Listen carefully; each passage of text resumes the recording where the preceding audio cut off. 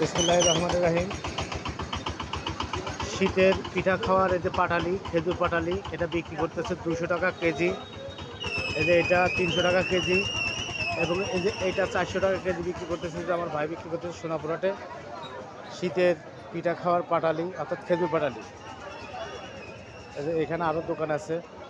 এই যে কাকা বিক্রি করতেছে, কাকার কাছে বিভিন্ন রকমের মাল আছে পেপার দিয়ে জড়ানো। এবং এখানে দেখতেছেন এই পাশে আছে যে পাটালি, সোনাপুরহাটে বিশাল বড় পাটালির দোকান।